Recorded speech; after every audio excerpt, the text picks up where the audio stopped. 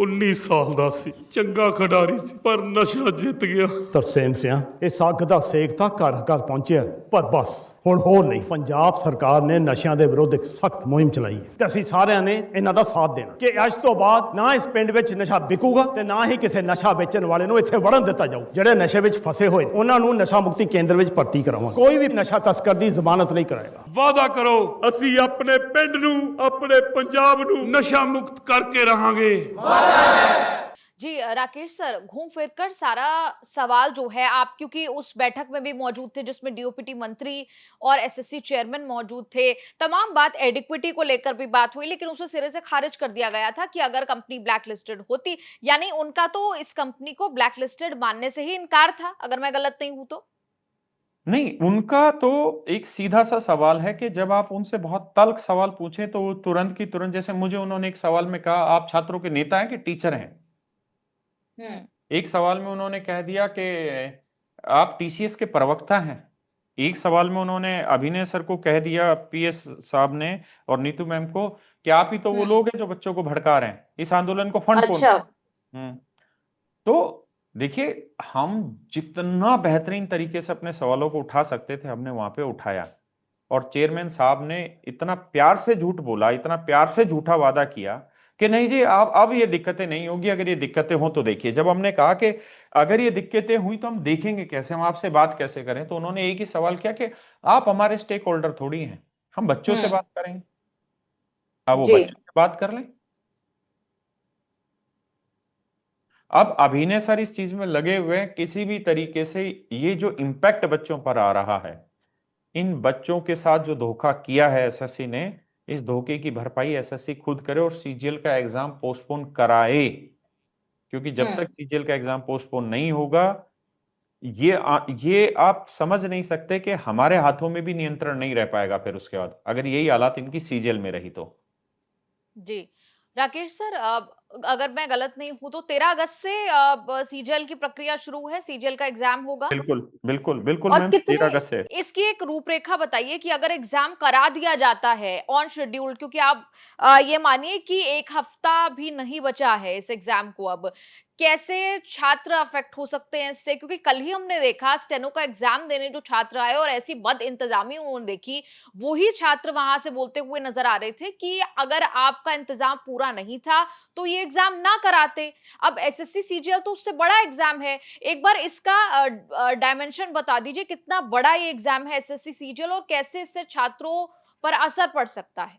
देखिए, जो स्टेनो का एग्जाम है उसमें लगभग 3,51,000 बच्चा है, जबकि सीजीएल में लगभग 28 लाख बच्चा है। दूसरी चीज, हम अगर चेयरमैन साहब चाहे ना तो अपनी भी इमेज बचा सकते थे उस मीटिंग में, और अपनी कंपनी की भी इमेज बचा सकते थे एडिक्विटी की, जो वो बचाना चाह रहे थे। मैंने उनको खुल के ये कहा कि सर, जो सेंटर्स आपने अब सिलेक्शन फेज में दिए हैं वही सेंटर्स आप आगे देंगे। आप खुद ही उसी मीटिंग में चेयरमैन साहब का कहना था कि हमारे पास सेंटर्स है ही नहीं, क्योंकि टीसीएस ने सारे सेंटर कब्जा रखे हैं। तो अभिनय सर ने उसी समय तो कहा था, जब टीसीएस ने सारे सेंटर कब्जा रखे हैं तो आपने एडिक्विटी को क्यों दिया। और अगर चेयरमैन साहब चाहें तो आज भी वो इस गेम को पलट सकते हैं कि इन एग्जामों को पोस्टपोन करें। देखिए, बच्चा निराश तो होगा, इसमें कोई दो राय नहीं, लेकिन बच्चा इस बात को समझ सकता है कि तुम 2 महीने लेट करा लो एग्जाम, स्टेनो का भी एग्जाम दोबारा करा लो, सिलेक्शन फेज का भी एग्जाम दोबारा करा दो, और 2 महीने बाद आप एग्जाम कराओ, कोई दिक्कत नहीं है। लेकिन तब तक जो भी कंपनी इन्होंने एडिक्विटी जिसको भी दे रखा है, जिसे एडी चोटी बोल रहे हैं लोग, ये कंपनी अपनी व्यवस्थाएं दुरुस्त कर ले।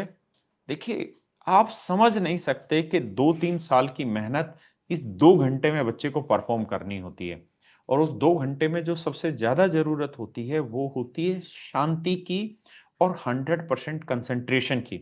लेकिन अगर एक बच्चे को 3-3 बार डिस्टर्ब होगा वो पेपर में, तो कंसंट्रेशन का भाड़ में जाएगा उसका। तो मैं इस चीज में खुल के दोबारा से ये बात एसएससी चेयरमैन साहब को कह रहा हूं कि हम इस बात को बहुत अच्छे से समझते हैं कि आप नकारा हैं इस सिस्टम में को सही लाने पर, आप नहीं करना चाहते।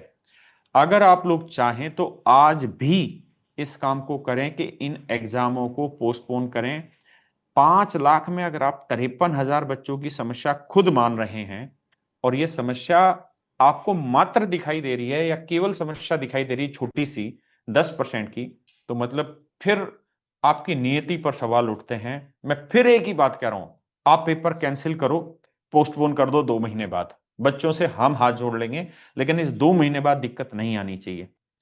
और मुझे नहीं लगता कि ये पोस्टपोन करेंगे इन हरकतों से जैसे काम कर रहे हैं। और सीजीएल में जो होगा, मैं आपको निधि जी बता रहा हूं कि टीचर्स के कंट्रोल में भी कुछ नहीं होगा, क्योंकि 28 लाख बच्चे की जिंदगी जब आप दांव पे लगा देंगे तो आई एम सॉरी टू से ये बड़ी संख्या हो जाएगी, क्योंकि अब 3,51,000 बच्चे और अब 28 लाख बच्चे पेपर में बैठेंगे। तो अभी भी एसएससी चाहे तो अपनी इज्जत बचा सकती है। ये जितनी भी एग्जाम में बच्चे इंपैक्ट हुए हैं, इन सारे बच्चों का रीशेड्यूल करें और आगे के एग्जाम पोस्टपोन करें। मेरा अभी भी इनके साथ ये है कि आपके पास ये मास्टर स्ट्रोक है, क्योंकि जो गलतियां आप कर रहे हैं उसे आप आने वाले कुछ दिनों में सुधार नहीं पाएंगे, ये तय है।